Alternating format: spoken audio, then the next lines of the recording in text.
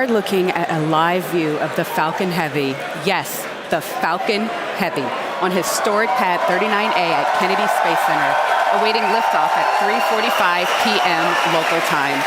Welcome to our live launch webcast. My name is Lauren Lyons. I'm an engineer in our flight reliability department here at SpaceX, and I am so excited to be here with you today, along with my co-hosts, bringing you coverage of the first ever test flight of Falcon Heavy. At liftoff, Falcon Heavy is going to be the world's most powerful operational rocket by a factor of 2. And today is the day that we attempt to demonstrate that power. And because it is a test flight, there is no satellite customer on board the vehicle today, but the fairing is not empty.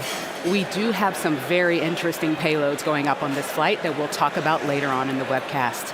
We'll also walk you through the mission profile because this ain't your typical Falcon launch. We've got 28 engines, 3 boosters, 3 separation events, 3 landing attempts, and there's going to be a lot of activity happening all at once. So this test flight is bound to be exciting one way or another. All right, we've got a ton to walk you through today, so let's get going. Hi, I'm Michael Hammersley, a materials engineer in the avionics department. We're very excited. I'm sure you can hear it. To my right, we have a live view of Falcon Heavy on the pad at Kennedy Space Center. Falcon Heavy is essentially 3 Falcon 9 rockets all strapped together, which means it can carry much larger payloads not only to Earth orbit, but to the Moon and Mars as well. So like Falcon 9, Falcon Heavy is a 2-stage launch vehicle. The big difference is that the first stage in Falcon Heavy is comprised of 3 cores, while Falcon 9 has only 1. Now, each one of these 3 cores has 9 M1D engines, making for a total of 27 engines overall.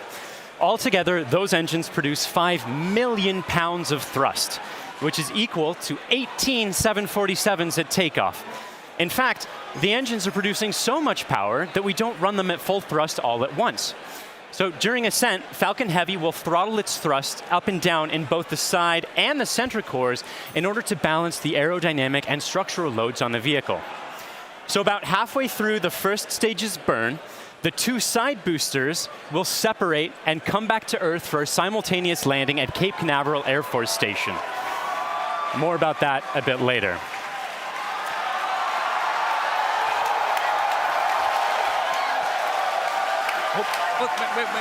Wait. At that point, the mission proceeds very much like a standard Falcon 9 flight.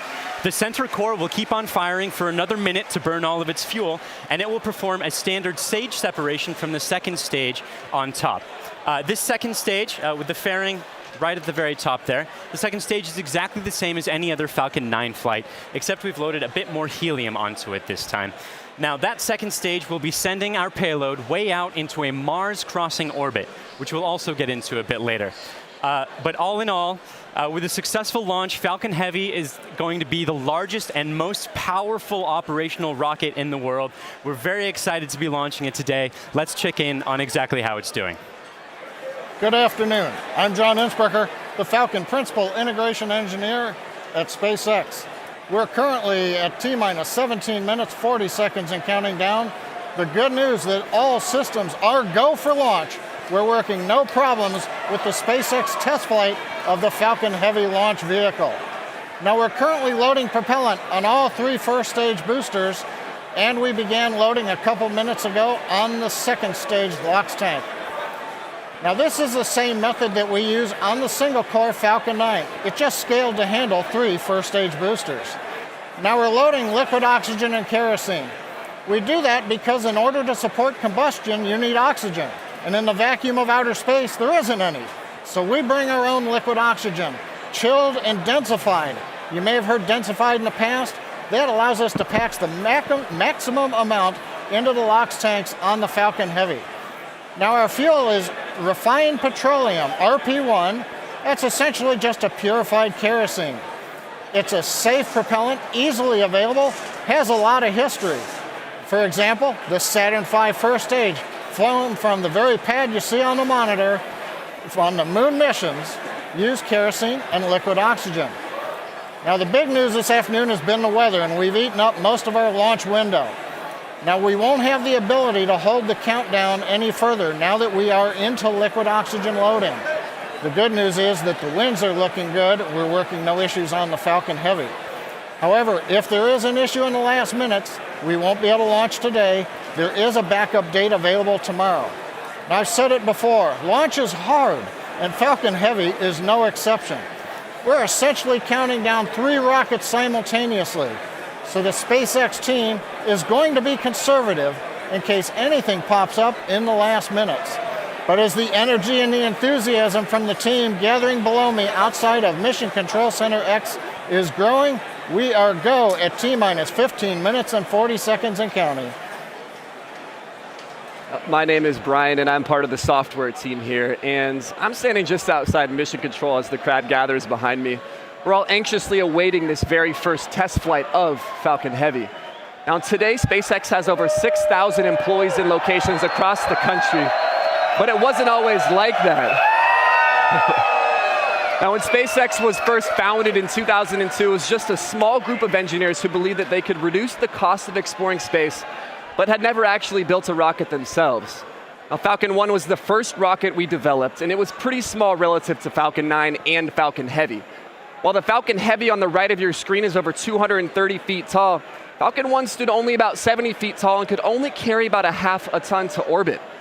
However, despite its small size, Falcon 1 served a very large purpose. It was our roadmap to using modern technologies to engineer a vehicle that was not just more reliable, but was less expensive than alternatives.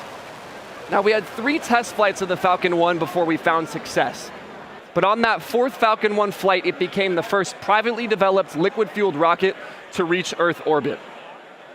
Now fast forward to today, and SpaceX has had 49 successful rocket launches. We have recovered 21 first stages, and we have reflown 6 of those. We have had 14 Dragon launches and have successfully reused the spacecraft as well. Now our next step on this journey is just minutes from now, when we'll attempt the first test flight of our heavy lift launch vehicle. Now there have been many challenges along this long road, and it has not been easy, but no matter what happens today, it has all been worth it. Now one of the many challenges we're hoping to overcome with this test flight is the recovery of all 3 cores of the Falcon Heavy first stage. Although we have demonstrated success with the recovery of a single core, 3 is on a whole nother level. So let's check in with Michael to get an overview of what that story may look like. At SpaceX, our primary goal is to enable people to live on other planets, most notably Mars. But it's hard to do this without dramatically lowering the cost of access to space. And the best way to accomplish that is to reuse as much of the rocket as possible. So we've been successful at landing and reusing Falcon 9 rockets for over 2 years now. And Falcon Heavy aims to continue this trend of reusability. So today, we'll be attempting to recover all 3 of the first stage cores by using both of our landing methods, by land and by sea. So the side boosters have actually been used before on missions TICOM 8 and CRS 9. And at the time of booster separation, during ascent, the side cores will still be going slowly enough to turn around. So it makes sense to return them to Cape. They'll be executing a 3-burn maneuver to get them back to landing zones 1 and 2 and Cape Canaveral Air Force Station. You may have heard of landing zone 1. Landing zone 2 is an identical landing pad right next to it for Falcon Heavy landings. The center core will be going too fast to efficiently return it to Cape Canaveral Air Force Station. So we're going to use the autonomous spaceport drone ship to catch it about 300 miles off the Florida coast. It will also be executing 3 burns to get there. So if all goes well after launch, we'll have 3 first stage cores back on Earth, 2 for the second time, and a wealth of data for perfecting airplane-like operation in the future. So countdown is still proceeding nominally. So let's check in again on how Falcon Heavy is doing. We just passed T-minus 12 minutes in the countdown of the test flight of Falcon Heavy. Fuel is completely loaded on the second stage. The first stage is also loaded with fuel, except for a small top-off that'll happen between T-minus 7 minutes and T-minus 6 minutes. Our major activity now is loading liquid oxygen on the boosters and the second stage. Liquid oxygen propellant loading on the first stages will end between T-minus 4 minutes and T-minus 3 minutes. Liquid oxygen loading on the second stage is the last one to finish, ending by T-minus 2 minutes. Now, in addition to loading propellant, the team is preparing to perform their final checks of the Merlin engines. will begin chill-in of the Merlin engine turbopumps with liquid oxygen as typical at T-minus 7 minutes like we do on Falcon 9 flights. We'll also be verifying valves and using the thrust vector control actuators to move the engines to verify the actuators are working correctly. As we get to T-minus 4 minutes, the clamp on the top of the strung back will open. You can see it just behind the Falcon Heavy. That entire structure will move about 1.5 degrees away from the rocket. At liftoff, it will move the rest of the way to clear Falcon Heavy, just like Falcon 9 flights. At the T-minus 1 minute mark, the flight computers will go into startup mode. They'll be controlling the countdown on the Falcon Heavy. What's different in this flight, engine ignition will begin at T-minus 5 seconds on the 2 side boosters, followed 2 seconds later by the center core. Now we're continuing to watch the weather, making sure that the ground liftoff winds don't exceed the maximum, but they're looking good right now. We continue monitoring the upper altitude winds as reported by the balloons. But right now at T-minus 10 minutes and 10 seconds and counting, the Falcon Heavy test flight is go.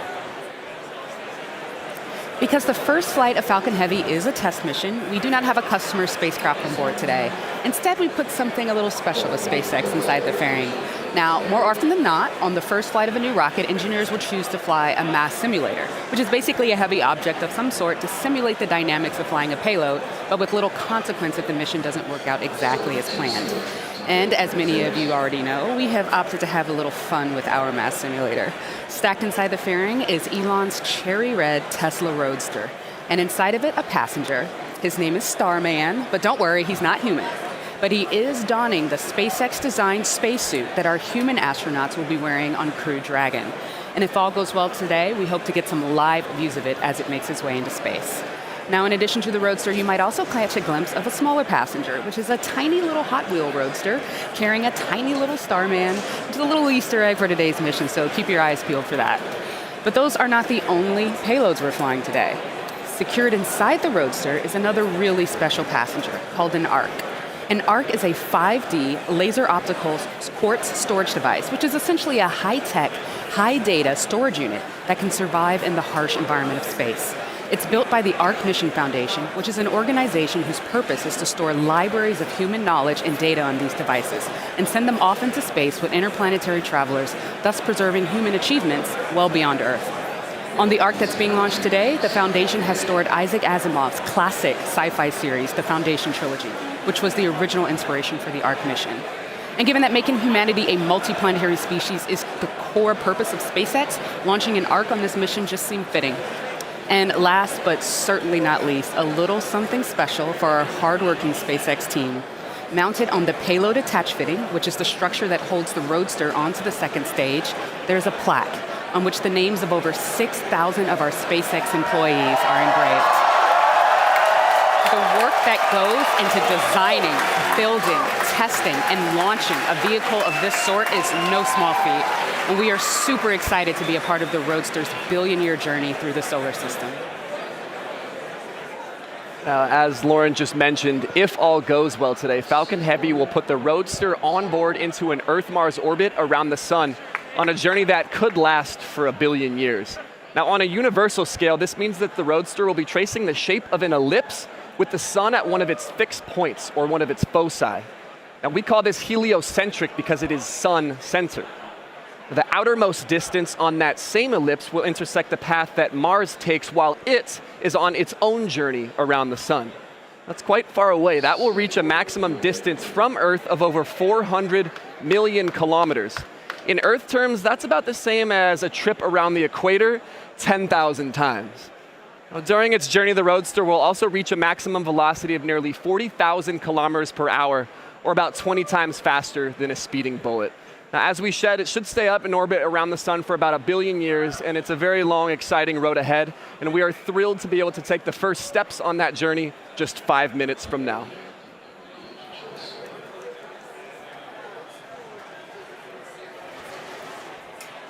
The SpaceX team continues to count down for launch of Falcon Heavy test flight.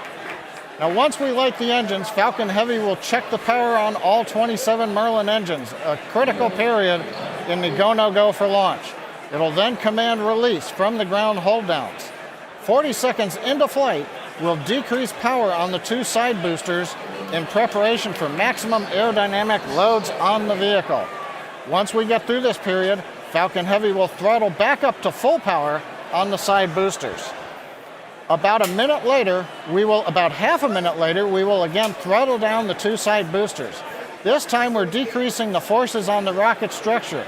At this point in flight, the vehicle is much lighter, having burned off much of the propellant, but we are increasing thrust. 2.5 minutes into flight, we'll fully turn off the side boosters, an event called BECO, Booster Engine Cutoff. At this point, the pneumatic separation system on the center core will unlock the two side boosters and push them away. The side boosters will disconnect first at the top of the center core, then milliseconds later from the bottom, so they'll actually rotate away from the center core slightly. Once the side boosters are clear, the center core will throttle up to full power and burn for another 25 seconds. Finally, at just past 3 minutes after liftoff, the center core will shut down, an event called MECO, Main Engine Cutoff, and the second stage will separate. From this point on, it's like a Falcon 9 mission. The fairing will separate, the MVAC-D upper stage engine fires, eventually sending the stage and payload out into the solar system to orbit around the sun. So that gives you a feel for the sequence of events we're planning on today's flight. So now, at T-minus 4 minutes, 45 seconds and counting, let's witness the test flight of Falcon Heavy.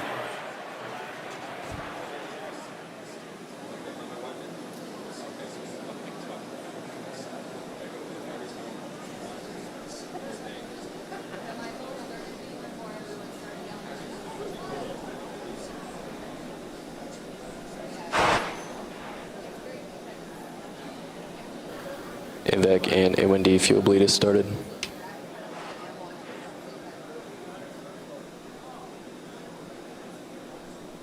Safety NY critical locks arms are low, open. throttling to close out.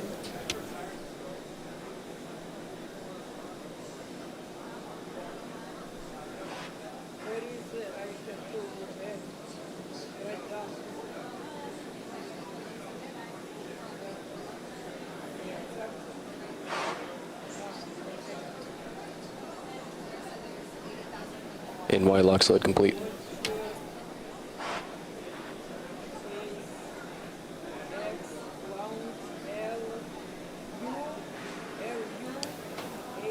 PY locks load, throttling to close out. PY locks load complete.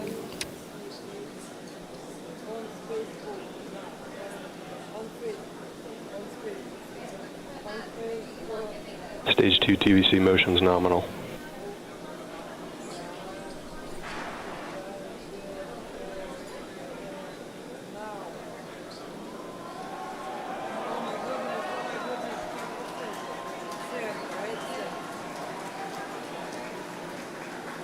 BOGO bleed verification.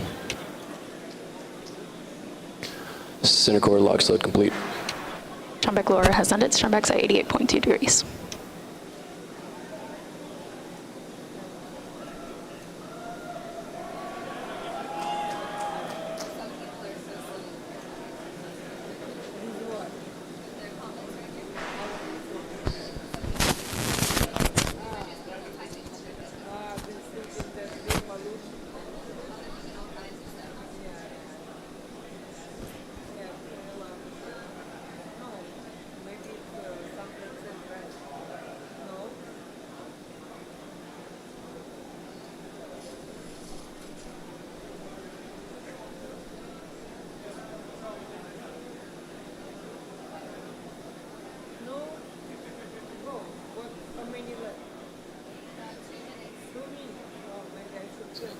Stage 2 locks load complete. Falcon Heavy prop load is complete.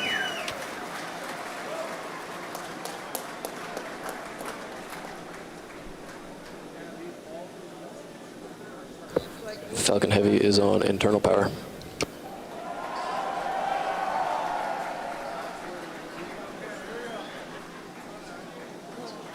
Vehicles in self-align. Ground gas closeouts has started. Falcon Heavy gas loads are complete.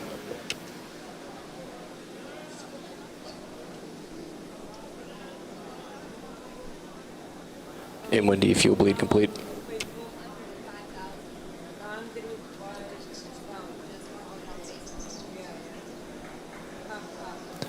M1D engine chill is complete. AFTS is ready for launch. Ground gas closeouts are complete. Falcon Heavy is in startup.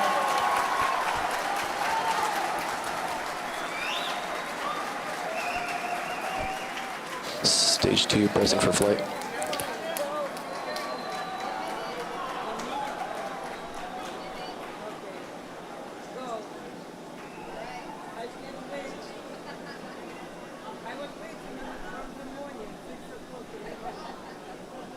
T-minus 30 seconds. Launch director on countdown 1. SpaceX Falcon Heavy, go for launch. Falcon Heavy is configured for flight. T-minus 15, standby for terminal count. 10, 9, 8, Side booster ignition. 6, 5, 4, 3, 2, 1, 0. Ignition.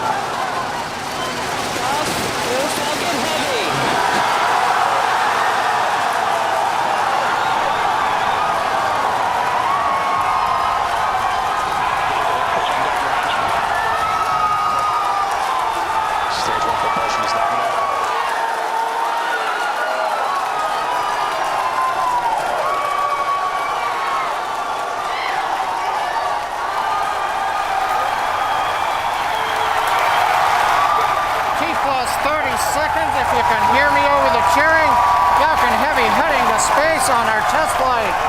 Building on the history of Saturn V Apollo, returning pad 39A to interplanetary mission.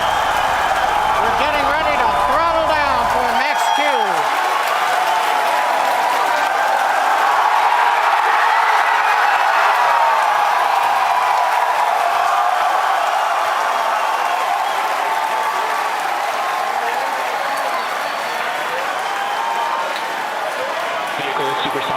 You've heard the call out. Vehicle is supersonic.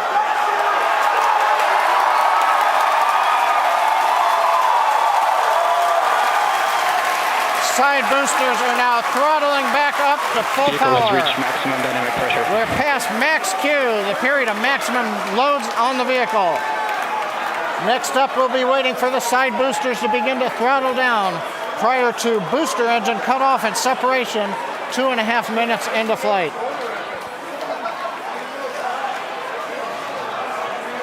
GNC trajectory looks good on the Falcon Heavy.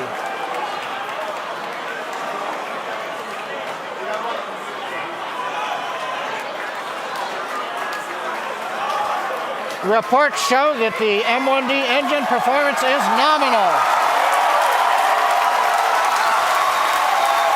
Contact engine sales begun. Side boosters have begun to throttle down in preparation for the upcoming shutdown in 20 seconds.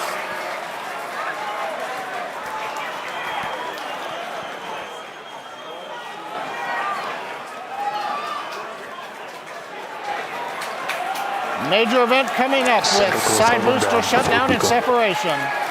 Inside shutdown. Side boosters. Beacon. Center.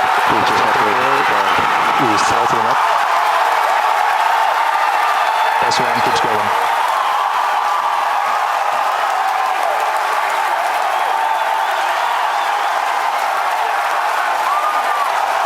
Still booster base box started.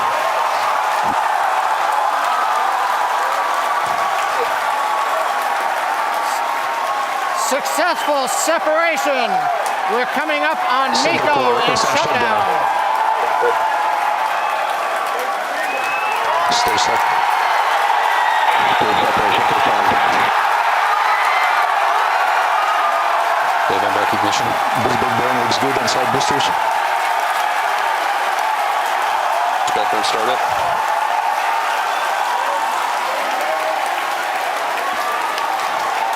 Coming up on fairing separation. Center core side engines on power, also look good.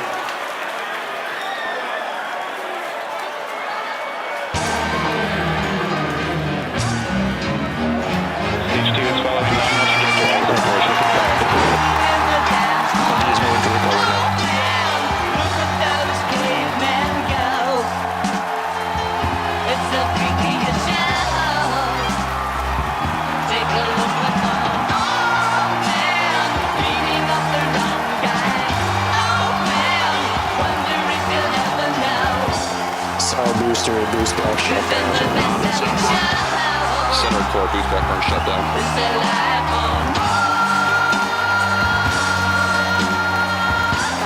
Read acquisition of signal.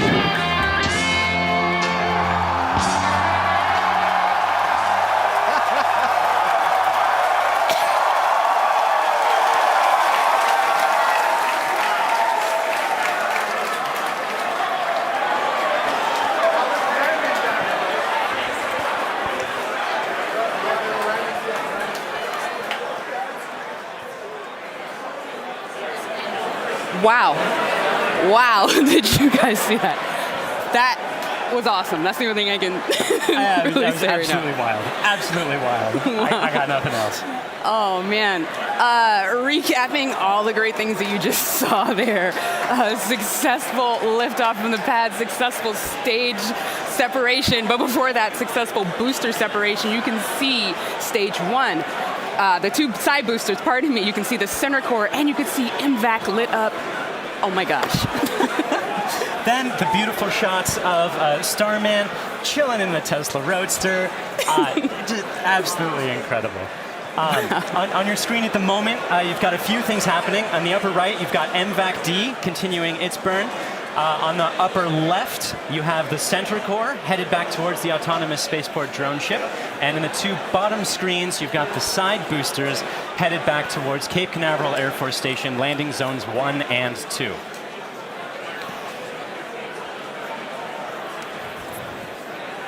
The next step coming up for the side boosters and the center booster is the re-entry burn. That's going to slow it down from, or slow all the boosters down from way faster than the speed of sound to just faster than the speed of sound in order to reduce some of those aerodynamic forces and heating that occurs when you're moving that quickly through the atmosphere.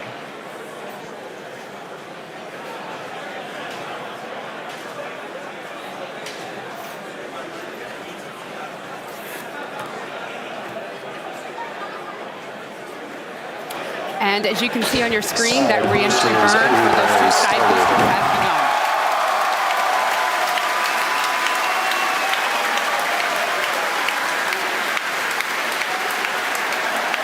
Side boosters entry burn shut down. Side core entry burn target.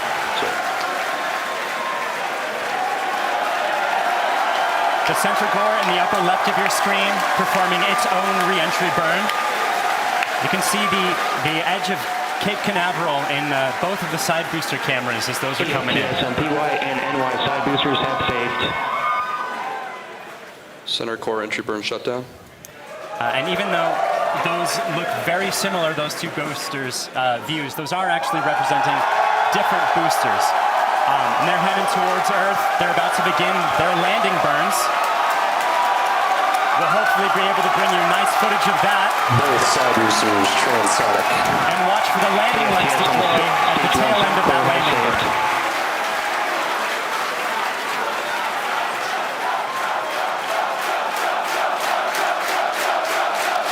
And that landing burn has started. Stage 2, terminal guidance. Both boosters looking to be on track towards their respective landing zones. Landing burns have started. Side boosters landing legs have deployed.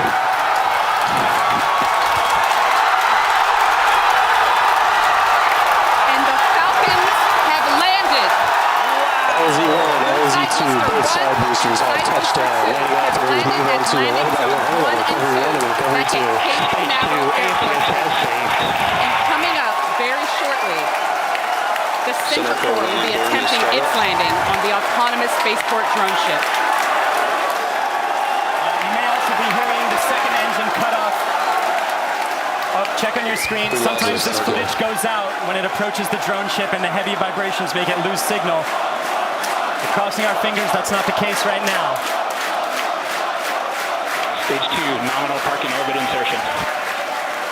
So it looks like that landing is happening at the moment. We have lost signal. We're hoping that signal comes back shortly. Oh, man. Yeah, as Michael mentioned earlier with the vibrations of the rocket and how it shakes up the cameras that are on the drone ship, sometimes we do lose signal or shakes up the antennas. Oh, and we've just gotten confirmation We're waiting to hear what happens, and so we're listening in, and we're still waiting to hear. We'll let you know as soon as we find out. You'll know. People are cheering, but we'll get the call and know, hopefully very, very soon, how that center core is doing, whether it's standing up proud on that drone ship or not. Meanwhile, other two landings. those were absolutely gorgeous. Meanwhile, the second stage is continuing its trajectory towards Mars. It's all looking good there. John Ike, come give us a recap of the full mission. He stands. Well, if you could hear all that cheering, it was an outstanding test flight of the Falcon Heavy.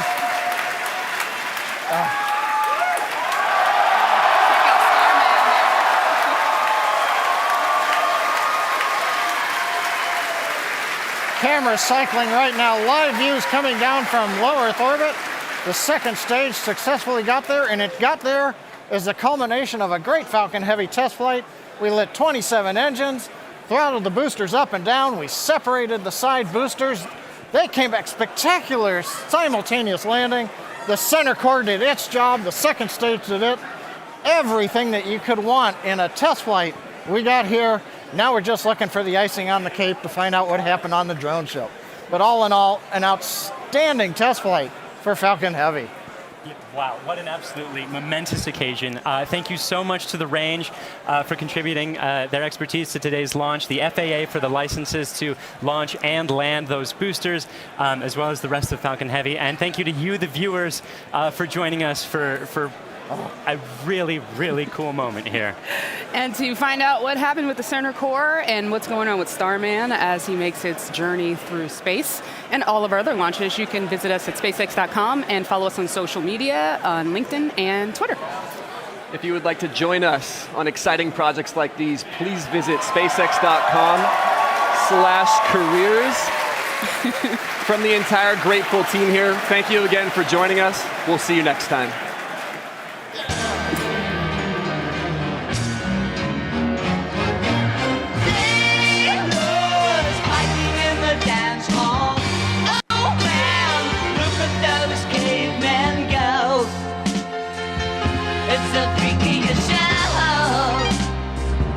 Take a look at the old man beating up the wrong guy. Oh man, wonder if he'll ever know. Who's in the best-selling show? Is there life on